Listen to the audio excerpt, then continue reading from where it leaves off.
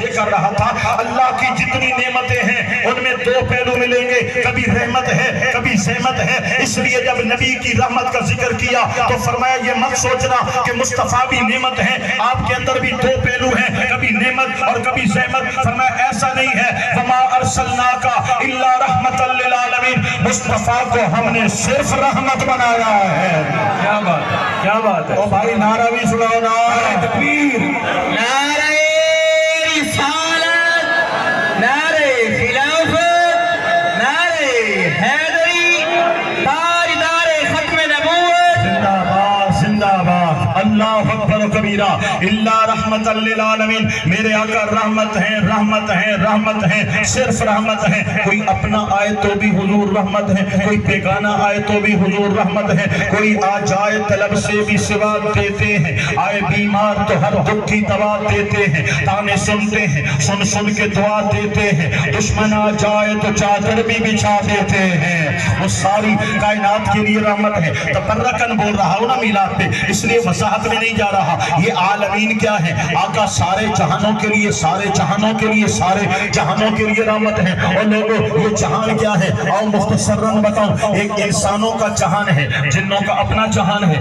فرشتوں کا اپنا جہان ہے، زمین والوں کے کتنے جہان، آسمان والوں کے کتنے جہان، ستاروں کے جہان، سیاروں کے جہان، ہواؤں کے جہان، حور و ملک کے جہان، اللہ کے کتنے جہان ہیں۔ میرے رب نے فرمایا لوگوں میرے جتنے جہان ہیں نا، ہر جہان کے لیے مصطفیٰ کو رحمت بنا دیا ہے۔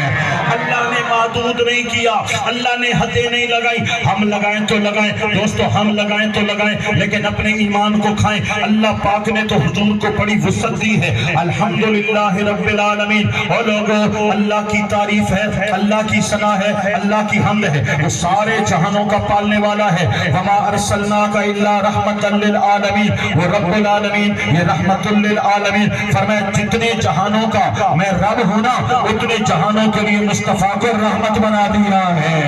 لقد من اللہ علی المؤمنین اذ بعث فیہم رسولا۔ ایک بات کر کے میں دوسرے موضوع پر آؤں گا، اور جو بات میں آپ کو کہنا چاہتا ہوں اس طرف آؤں گا، لیکن سارے سبحان اللہ کا کیسے نا۔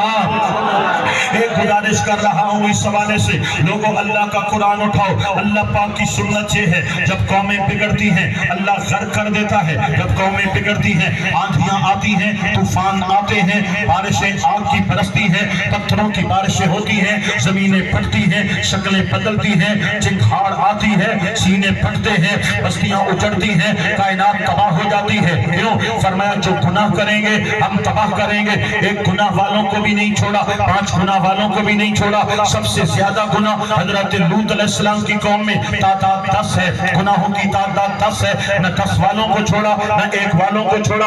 اب جناب والا کیا ہمارے اندر 1 گناہ ہے، 2 گناہ ہے، 10 گناہ ہے؟ ساری امتوں کے سارے گناہوں کو ملاؤ تو ہماری امت کے گناہ ان سے کہیں زیادہ ہیں۔ شکلیں کیوں نہیں بدلی؟ اتنے گناہ ہیں، شکلیں کیوں نہیں بدلی؟ آسمان کیوں نہیں پھٹا؟ زمین کیوں نہیں پھٹی؟ پتھر کیوں نہیں برسے؟ مولا وجہ کیا ہے؟ وہ 4-5 گناہ کرتے ہیں تو تباہ کر دیتا ہے، ہم گناہ پہ گناہ کرتے ہیں تو ہمیں تباہ کیوں نہیں کرتا؟ تمہارے کرتوت تو کالے ہیں، تمہارے اعمال تو ایسے ہیں کہ تم اللہ کے قہر و غضب کو دعوت دینے والے ہو، لیکن عذاب نہیں دوں گا۔ مولا کیوں نہیں دے گا؟ فرمایا ما کان اللہ لیعذبہم وانت فیہم۔ حبیب آ گئے ہیں اب عذاب نہیں آئیں گے، محبوب آپ آئے ہیں اب عذاب نہیں آئے گا۔ آپ آئے تو عذاب کیوں آئے؟ جہاں آپ ہوتے ہیں وہاں عذاب نہیں ہوتا۔ مولا عذاب کیوں نہیں آتا؟ فرمایا عذاب تو کب کا آ چکا ہوتا۔ لقد من اللہ علی المؤمنین اذ بعث فیہم رسولا۔ احسان مانو کہ 12 ربیع الاول کو میں نے محمد مصطفیٰ عطا کر دیے ہیں۔